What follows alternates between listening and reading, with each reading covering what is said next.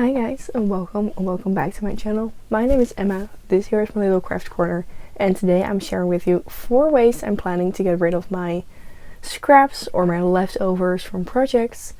Just the yarn that I have laying around that I have no other plans for. And I wanted to organize this video by going from the biggest scraps or leftovers to the smallest. Let's begin with the biggest, which will be turning half skeins into decorations or accessories. So I find there are a bunch of patterns that are for really small amounts of yarn that you can just easily do if you have a half skein left over, or maybe a skein or so, or something like that. If I have 1 or 2 skeins left over, I'll probably just knit up a camisole with it if the yarn is right for it, or just knit up a full project. But smaller amounts I find great for making accessories or decoration. I have found 3 or 4 patterns that I wanted to share with you that fall in this category. First of all, the quick knit scrunchie by Jessie Bride, which I'll pop up a picture of right here.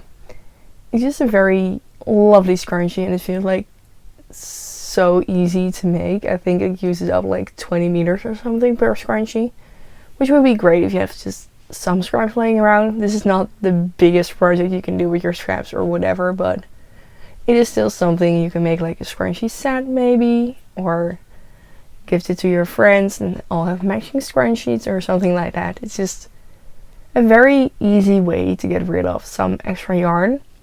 Then something that's a bit bigger is the Sophie scarf by Petite Knit, and this is great for small amounts. I feel like this is a 1 skein kind of project, maybe a little less than a skein, but nothing too little. I believe it is very easy to adapt, I feel like, because you can just knit up with doing increases first and then decreasing, so you can easily gauge at the halfway point of your yarn where that is, and then just decrease after that. So you can pretty much make it your own length and make sure you use every single millimeter of your yarn if you plan it correctly, perfectly.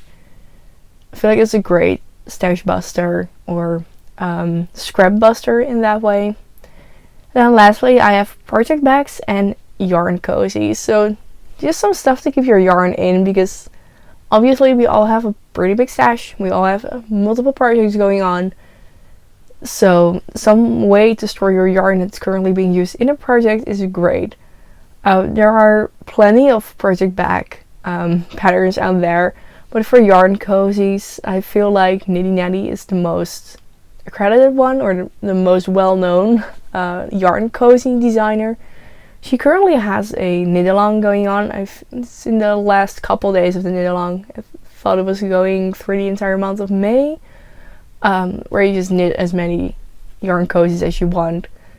And that's a 20-gram kind of project, I believe, or maybe even less. She has multiple patterns for knitting, for crocheting, for mini skeins, to keep your mini skeins in, or to keep your 100-gram skeins in.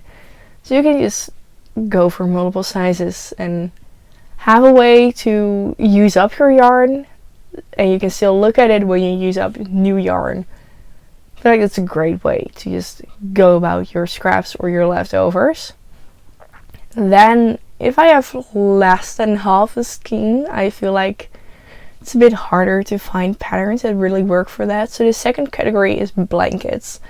I'm currently knitting an excavation blanket, and I absolutely love it. I'm knitting it in an entire palette of blue colors. I'll pop up a picture if I can find it right here. I'm not currently with the blanket, so I cannot hold it up right now, but I'll put up a picture here if I can find it. And I love it so much, and I feel like if I just have a bunch of less than half a skein scraps laying around, there is left over from a project, not really having any idea what to do with it, I'll just put it in the blanket. I'm thinking of making a DK weight, so either holding 2 fingering strands together for 1 line, or doing 1 DK length because I don't really knit with anything thicker than DK.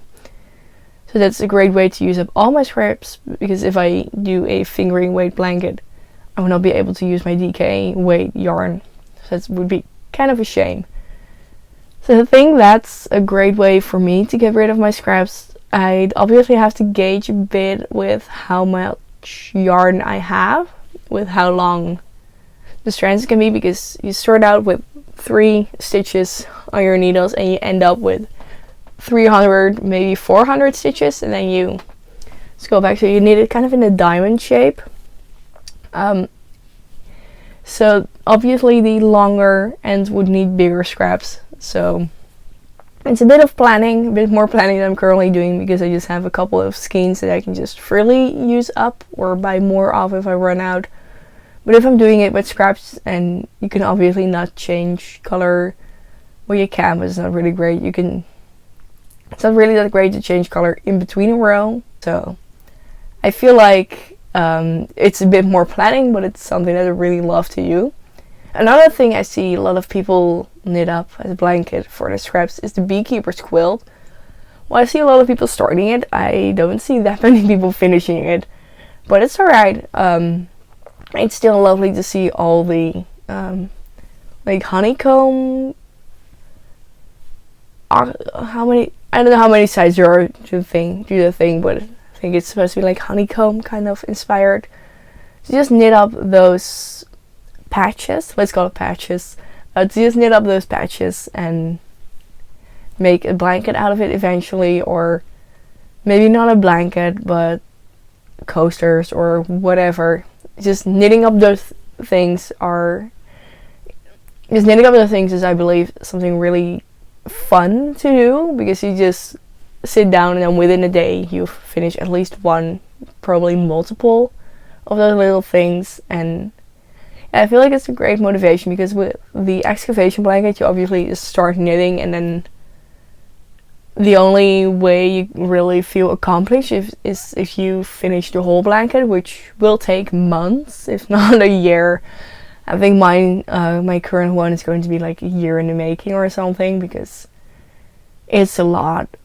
So that's really a slog to go through, and it is fun to knit still, but it's an accomplishment of, wow, I finished something, is not really there, because not at the end of every row you're going to be like, wow, I finished an entire row, woo.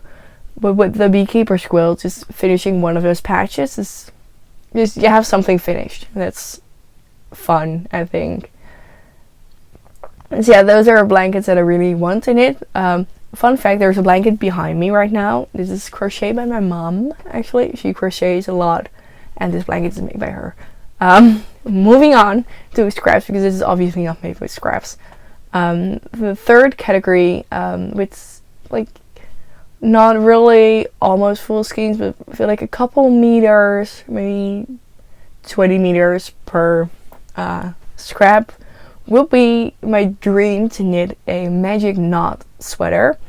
So with magic knot, you just attach 2 yarns together with a magic knot, and then you kind of cannot really tell, there's no ends to weave in or anything. You just cut off the axis of the knots, and then you're set. And so my dream would be to make a huge magic knot ball, just all of my kind of longer leftover scraps, and then just knit up a raglan sweater or something with that. Maybe hold it together with mohair to just kind of lay off on the overwhelming colors, just to have the mohair kind of pull it together a bit.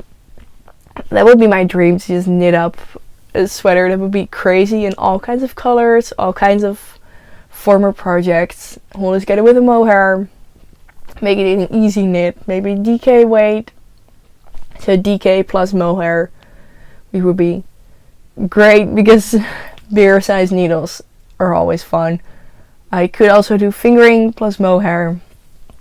It will all be fine, but there are no concrete plans about that, but it's just something that I would love to knit up, is a magic knot sweater. I have a vision, but I've not really been able to find a picture of the vision online. So there's not going to be a picture of that here.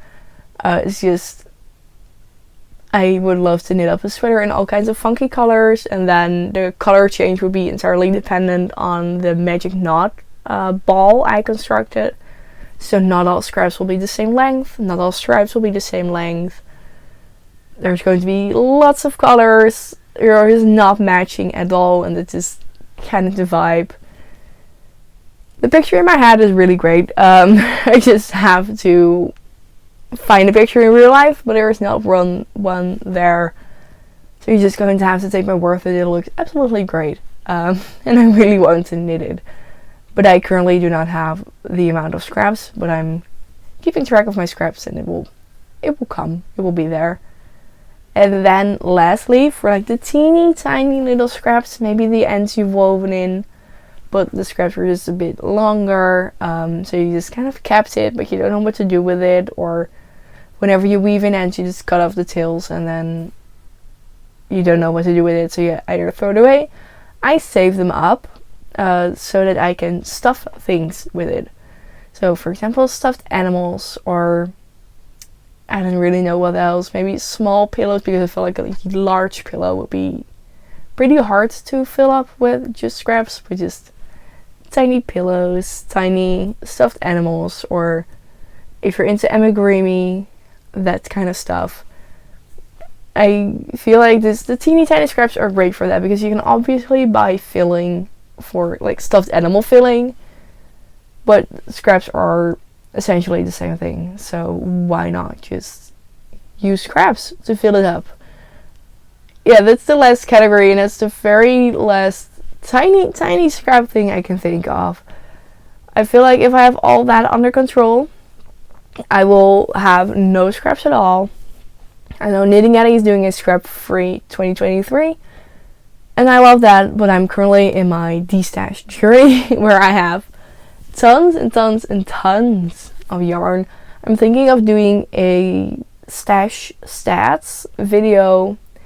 It kind of requires me to do a bit more planning ahead, to just keep track of everything, and then just showing you all the stats of what I have, because I shared my 2023 stash in a previous video that will be linked up there, either side, I don't know.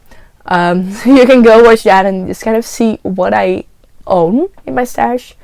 But if you want to see like a full overview of how many skeins is this, how many grams is that, how many kilometers, how far, like I'm really obsessed with the numbers, and if I lay out all my yarn, how far can I reach? Can I get to another country by just laying my yarn around, hypothetically of course? Where can I go if I, from home, just roll out all of my yarn? How far will it go? That's kind of something I'm obsessed with. And then I'm also tracking the costs. Like, how much money is my stash worth? That's a video I'm currently planning, and I would love to know if you'd actually like to see that video. So let me know in the comments down below if you're into that, if you want to see that kind of video from me.